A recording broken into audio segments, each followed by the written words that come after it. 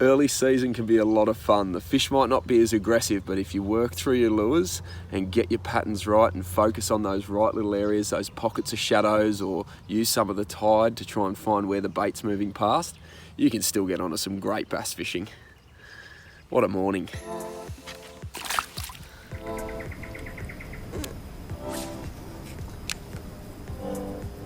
Nudging 40, I reckon. Yeah, for sure. Oh, back you go and get yourself a few packets of these.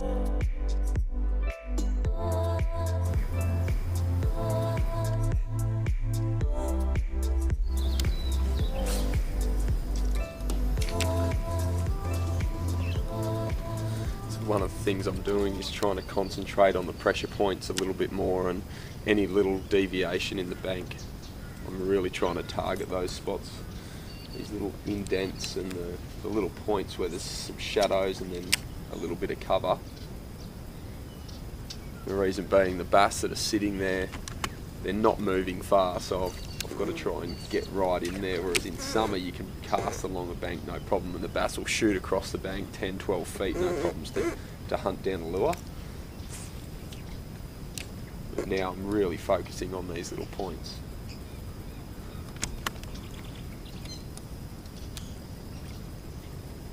Trying to get it right and close to any cover.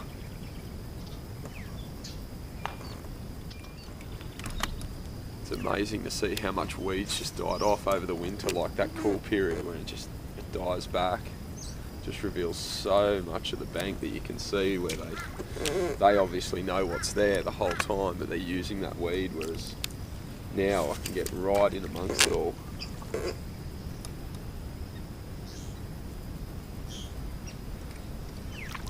Just trying to use whatever's left, that little bit of weed that's left, I'm sort of just throwing around the edges of it.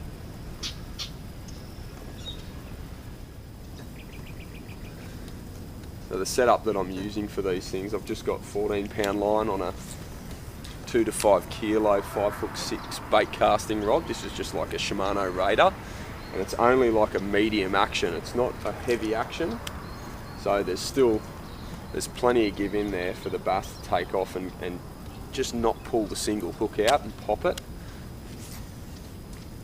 And it just allows you to really easily just flick in and around this cover. Especially from a kayak, these little rods are just fabulous for doing this sort of fishing. You can see the action there, the rod tip working really, really hard. Feels like a spinnerbait. If you haven't used chatterbaits a lot, they've come out of the States, they've been doing damage over there for years.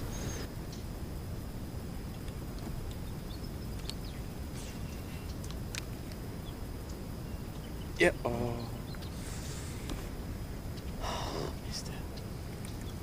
Yeah, there it goes, right there. Oh, I dropped it. He came back for a second crack. Damn.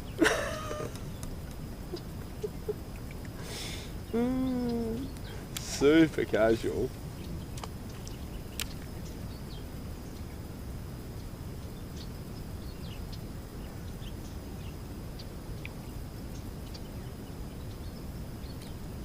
He's taking my little trailer too, the bugger.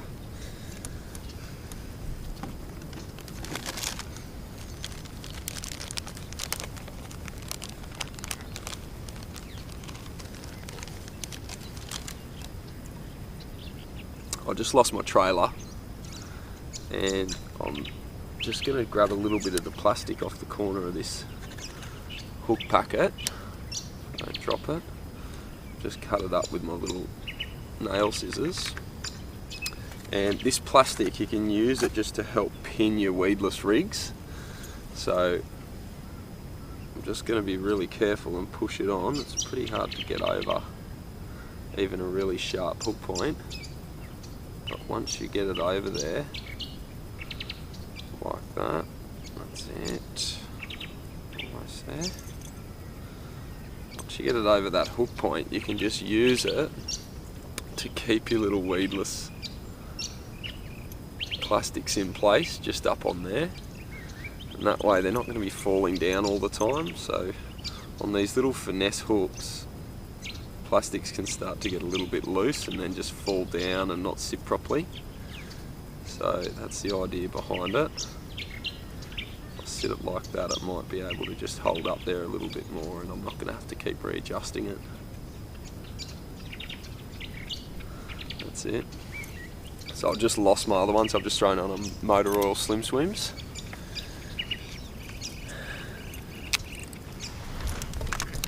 Hopefully it works really well. It's not going to have the crazy action that the standard little tail that comes with it's going to have, but I think it's going to be okay. Let's have a look. Yeah, that's cool. That's fine.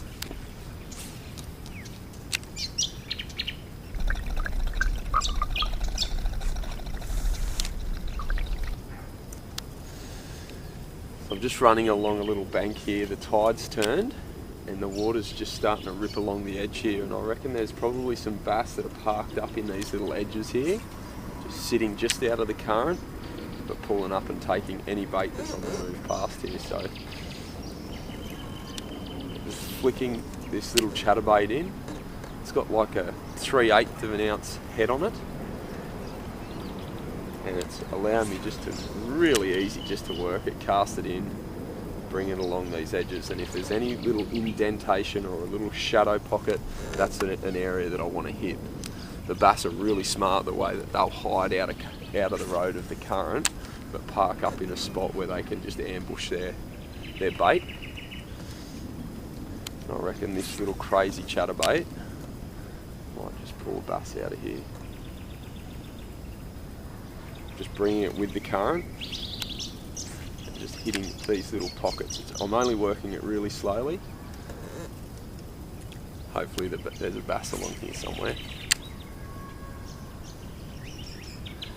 There's a little section just up here.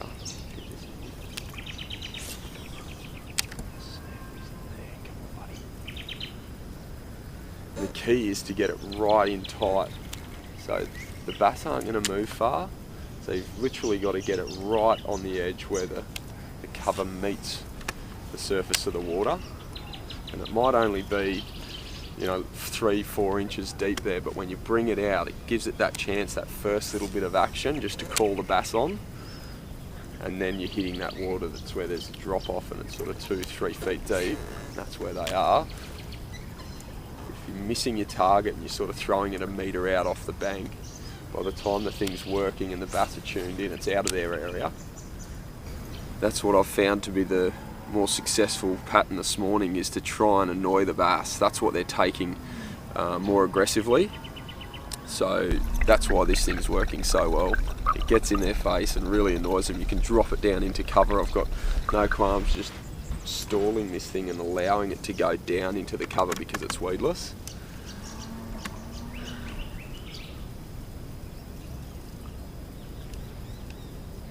The temptation is to use, diving lures this time of the year, suspending diving lures that you can sit in their face. But it's one option. But when you've got something that's weedless that you can throw in and just let sink right down, it's got such a high cadence and a vibe to it. That's my choice this morning.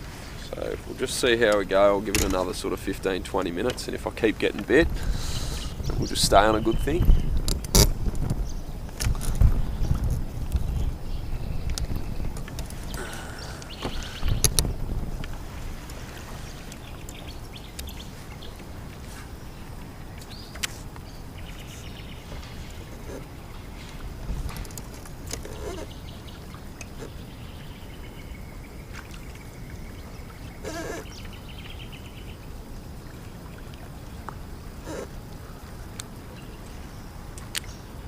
Yep, taken right on the edge there. Oh, that is just brilliant. He's a brute too, this thing. Oh, the little tiny shadow patches. I questioned whether to even throw it in there because I was so close and just on top of it. I don't want to pull too hard. I don't want to drop this one. He's a cracking fish. Look at that. God, he's golden in colour. Change of the tide and the fish are just parked up right on the edge there. There's like a little drop off in there.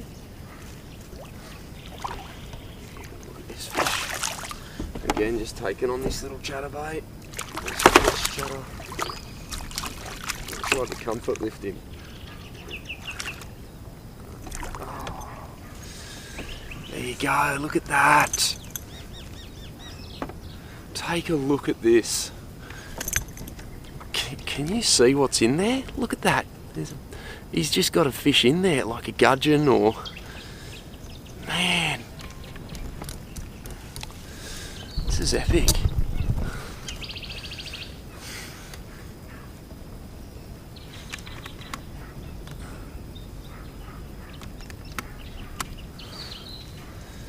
He's been feeding hard, and that's how he hit me. Like, he just went really hard. He's a good fish, just under the 40, but I don't know, can you see what's down his throat? There's fish down there, eh? He's got one in his gob. I'll see if I can pull it out with the pliers. Watch this.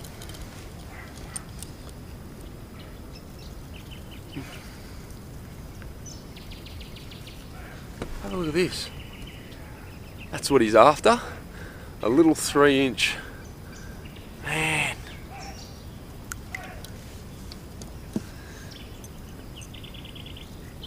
Oh, there's my chatterbait. And another beautiful bass. This finesse chatterbait is just amazing. It's working really, really well. Just want to give you a really good look at where I've been fishing. You can see there's only a tiny little edge there now of shadows, but God, it's been working perfectly for me. And the sun's up now, so the fishing should be really slowing down, but I've managed to crack a little pattern, and I'm just fishing along that tiny shadow line and tossing in this little chatterbait. And that's all it is. So early morning this morning, the topwater bite was very quiet, and the fish that I did get up to take something was just very reluctant. They were just sort of like mouthing it or swirling underneath it.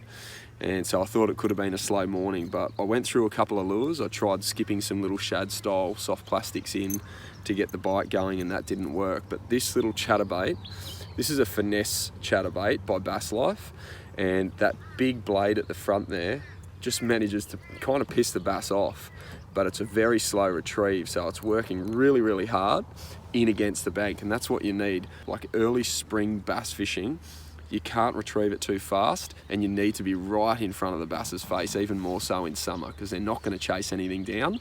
So that's why I've gone with this. It's got a big presence in the water when it starts to go crazy. Like you can see the tail action there and the skirt just going nuts, and it just manages to pull these bass out of their cover and getting them to bite. So I'm going to keep fishing like this. I decided to come and fish this main section of the river, really just to suss it out first thing, to see where the bass were in the creek, because I haven't fished it since like March, April this year. So it's had 3 months. I wanted to know where the fish were and start to find the fish before I just relied on going into the heavy cover and the really skinny overhanging stuff. So this is working really well though. So I'm going to persist with this until the shadows basically disappear, and then maybe get up into that tight stuff. But I'm getting some good numbers, and there's some good fish. I've dropped a couple, but man, this thing's just working really, really well. Some other options that you might use might be like a little diving lure, like a squirrel or a small husky jerk or something like that, a rapala, like a shadow wrap shad or something like that. But the weedless nature of this means that I can throw it in amongst all these weeds and the reeds and that, and it's just allowing me to get right in their face. And they're grabbing it in the first foot. So I'm gonna keep at it. Let's keep doing it. Just have a look here, this is where it is. It's fairly open country. And really calm, so I've got to be really stealthy in the way that I go about my business, because the bass that are in there, they don't want to be spooked.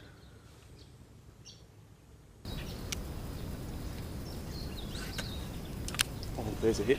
Right there, I'll get on that. Sounded almost like a jack, to be fair. Real snappy. Just scared it. Right on that corner though, you can see where they're sitting. It's like a little jutty out corner. Yep, got it. There's another one parked up in there. Oh, epic. Oh, he's a good fish too. Yes. Not sure how much of this bank you can sort of make out, but he's up near that 40. Epic. They're just parking right in tight against that cover. Oh, there he goes. Too eager to pull out and get him up.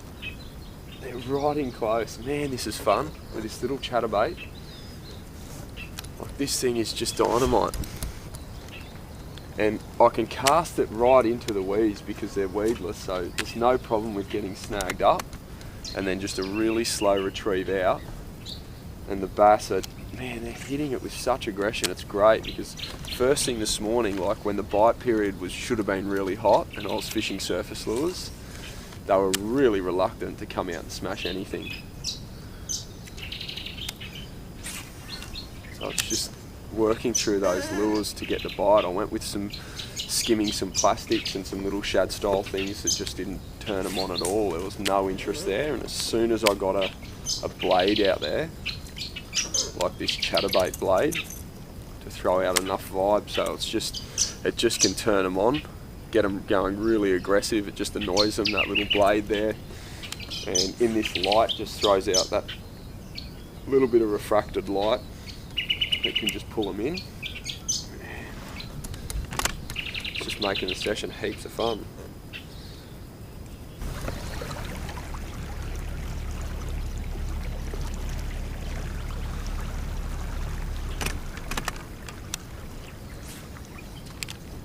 Come on, little bass. Jump on that. Jump on that. Yep, got it. Oh, it's these edges, these little pressure points. And I'll tell you what happened, because I dropped the fish there. I missed it about 3 or 4 minutes ago, and I thought maybe if I come back and try a different angle. And often that's the case. If you have a go at a fish and you know there's one there, it looks like a good spot, or there might be multiple fish there, a great tip is to go and just change the angle. Sometimes you'll want to go and change the lure, but just changing the angle and coming at it at a different angle can be really effective. Oh, beautiful big bass. Take a look at this. Damn, look at that. The sun's starting to get a little bit higher now, so typically the bite's going to slow, but this finesse chatterbait's still getting some interest. So I've just started to think about heading up into where the cover is, because the sun's getting so high now that it's just gonna struggle without the shadows there while I'm casting. Another little bass.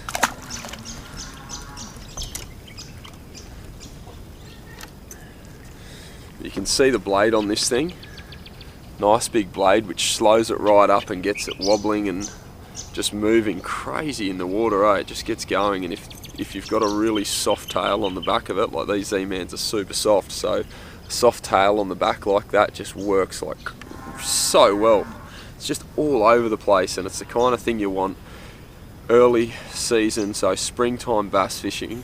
There's a couple of different methods you can use. You can go super slow and subtle, or you can try and sort of aggravate the bass into taking.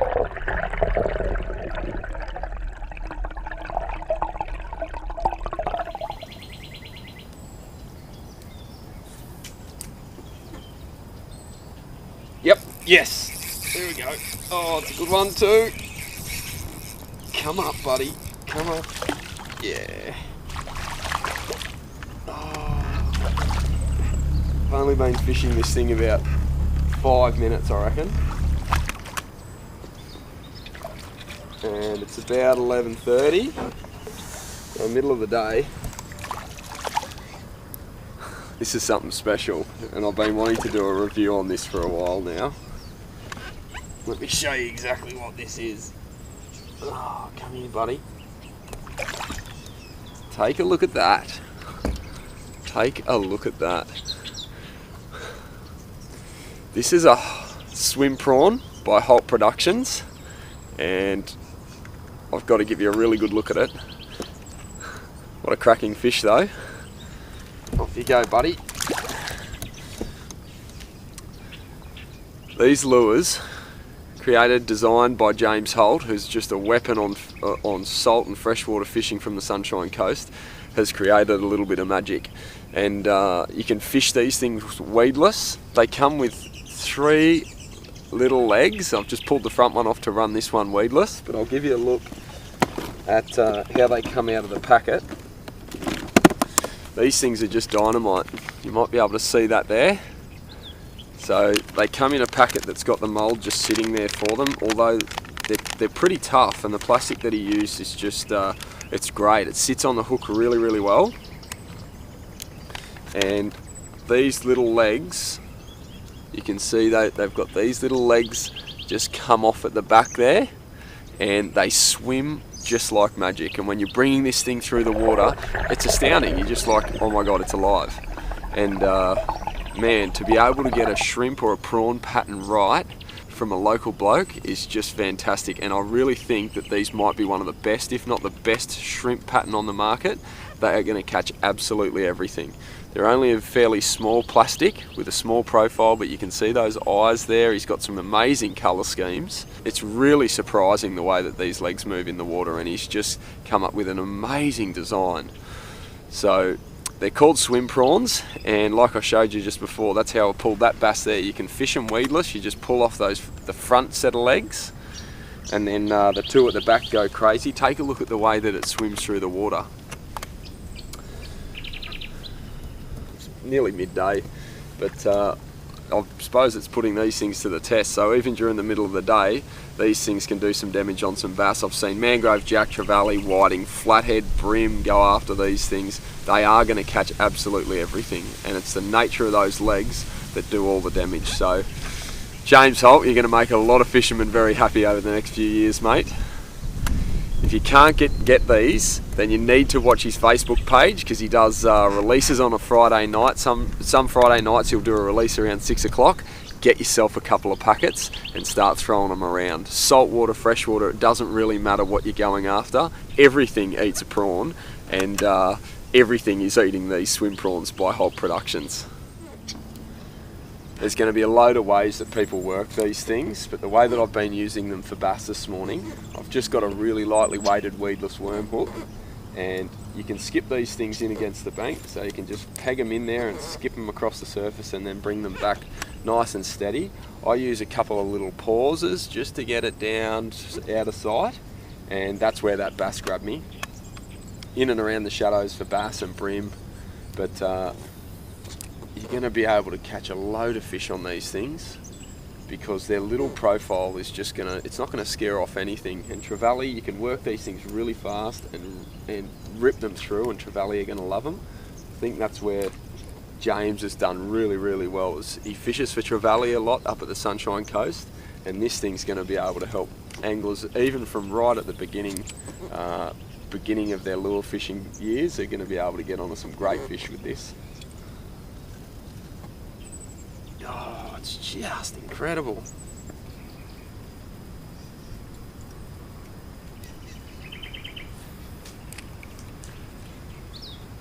Yep, oh, I saw it. There's another one. Oh, they don't take long to convince with these swim prawns, and that's a beautiful bass too. God, look at that. He's the biggest of the morning. He's up over that 40. Look at that beast. Oh, that is awesome. You gotta get a look at this fella. Come here, mate. Come here. A big guy on that thing. Yeah, he's heavy. He's heavy. James Holt, your swim prawns are just insane. Mate, I love them.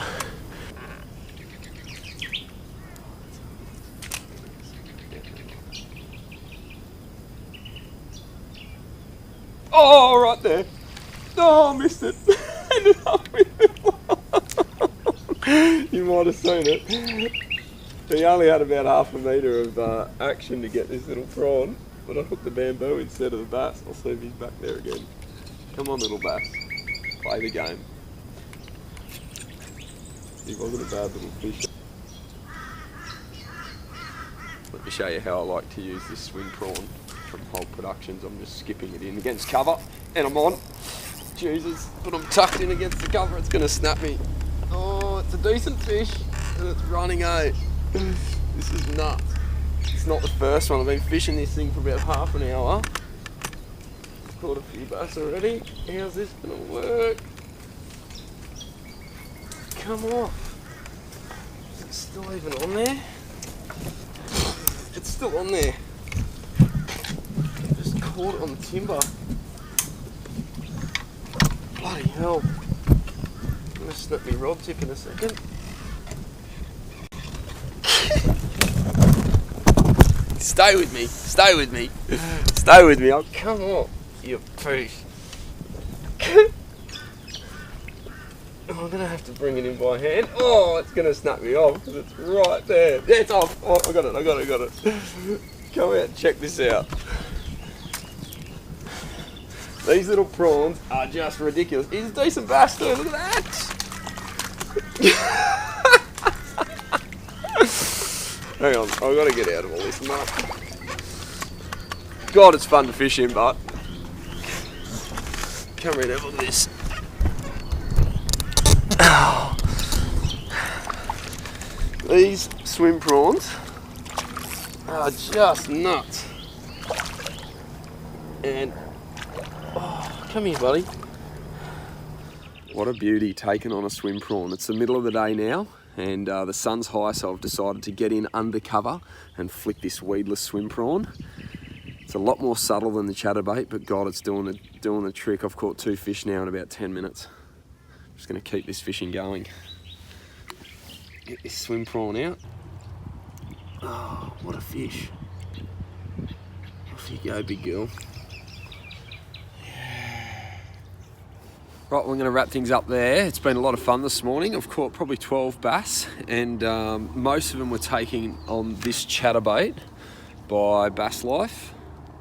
And I initially started with a popper, but as I sort of thought, I kind of predicted that this early in the season, the fish weren't going to be smashing the surface lures too aggressively, and that's exactly what happened. So if you're getting out and fishing in spring, it pays to have a go and try a few different lures, but essentially you want to get down and fish hard up against the edges with something with a high cadence. So that chatterbait works really, really well.